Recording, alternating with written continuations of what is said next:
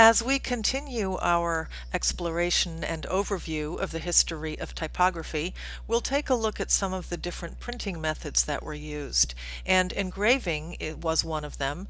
Engraving is still used today as a printmaking technique, but it was used more widely back in the late 15 or mid to late 1500s. And as you can see from the diagram here, a metal plate is incised or scratched into with sharp tools to create indentations into which the ink is rubbed, and then when the paper is pressed onto it in a press, the ink is then transferred onto the paper. And these illuminated capital letters are examples of engraving. It's a very delicate and can be a very beautiful way of creating both letter forms and imagery. Not as widely used today, but again, it is still a respected form of fine art printmaking. This style is called Rococo. It is a fairly decorative way of embellishing letter forms, and Rococo relies a lot on organic imagery and fleur-de-lis and curves and just a really kind of over-the-top element of decor. And they've done a fairly good job at keeping things legible here, but a Rococo letter form or any type of Rococo design is very dramatic and embellished and very busy and somewhat over the top with the elegance and the busyness of it.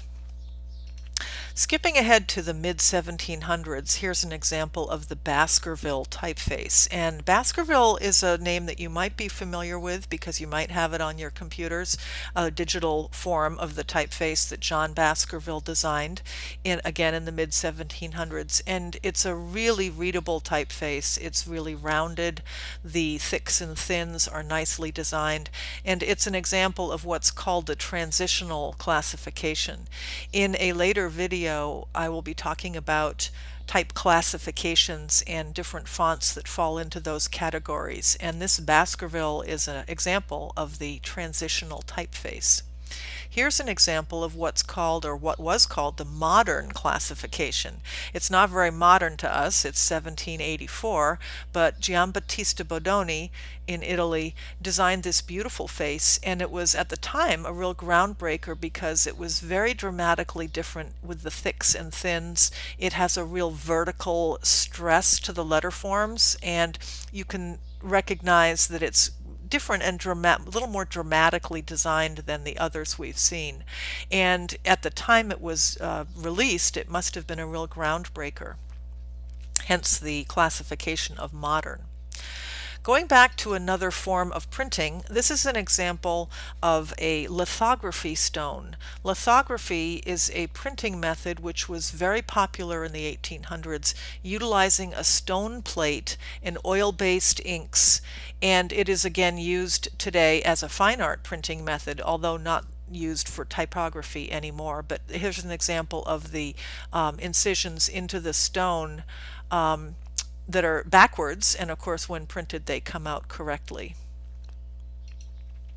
Lithography became extremely popular in the 1800s, in addition to typography printing, but also for color printing. And here are some examples of Victorian boxes, also advertising and printing on paper, were done with the lithography style. And it allowed for multi-plate printing and a lot of different color applications. So it was the state-of-the-art way of printing back in the 1800s. Here's an example of a Victorian poster or broadside, as they were sometimes known. And this is a very distinctive style for the Victorian era because you'll notice that the layout is not very interesting. It's just justified text, straight columns, no imagery, no color. Very, very simple layout here, but what makes this interesting is the use of different fonts, different sizing, and different styles to call your attention to the words that they want to emphasize. And this was how people communicated, but certainly before radio and television, they used these broadsides to either advertise a product or an event or a news item. And this style really relies on the fonts themselves and the different styles and sizing of the fonts. So this is a really distinctive style for the Victorian era. This is an example of what a newspaper would have looked like in the early 1800s. There is, as you can see, some care taken for readability with the leading in between the lines in the body copy, but for some reason the the spacing of the subtitle is really very poor. I think they still are developing their readability chops here, and so while some of it is easy to read, a lot of it still isn't. So they're developing, they're getting there. Other inventions or developments, I should say, of letter forms show up in examples like this word furniture, where the deep drop solid creates a somewhat 3D effect. And this is where again is early 1800s. And effects like this start to take typography into a dramatic and kind of visual feeling. And again, when this sort of look first came out, this must have been somewhat dramatic and groundbreaking for the way the type was treated. Now, this is a really important period in typography history. This is around 1816, early 1800s. This is the first example that we know of the sans serif letter forms, and this is without the little feet at the end of the letters.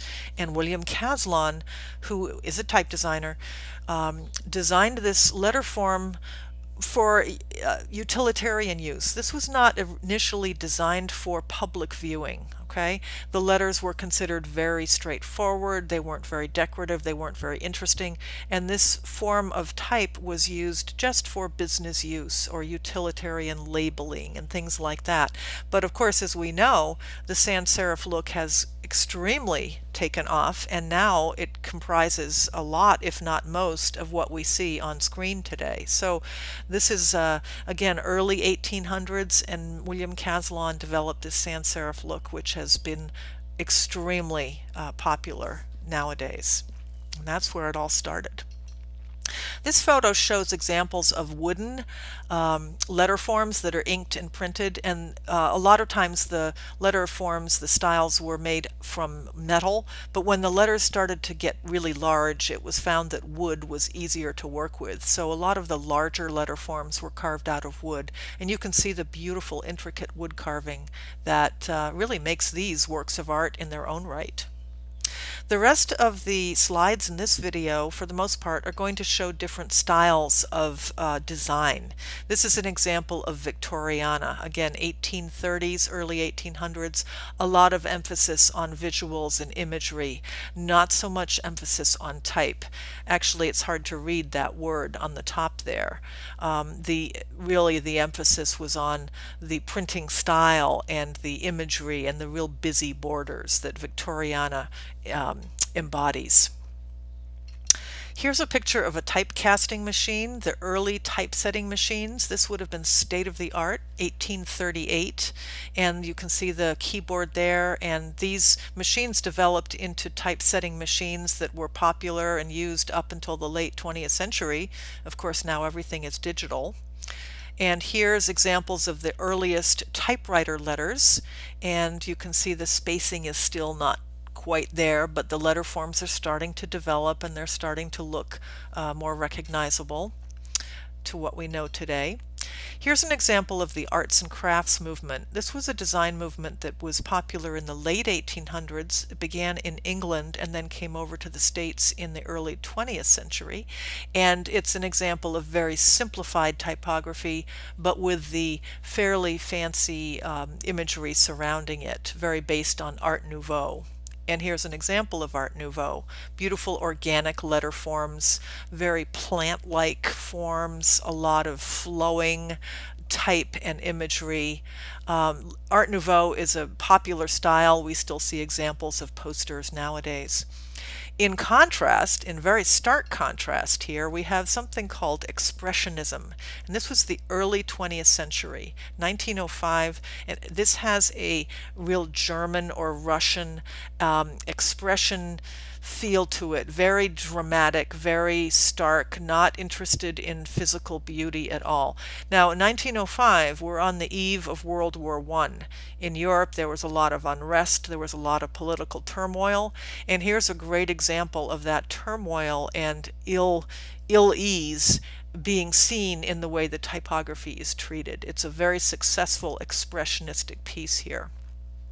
As time went on and World War I became closer and more imminent, we started seeing things like propaganda posters. This one on the right here, which I believe says Luftschutz, which means air protection, is a propaganda poster that has the swastika on it, and it's kind of a pro-military poster with the man looking to the sky, talking about air raids and the importance of protecting our country with airstrikes. So it's kind of, now that we know, of course, history, it has a dark feeling to it, but typography was being used in a real dramatic way as early as the early 20th century.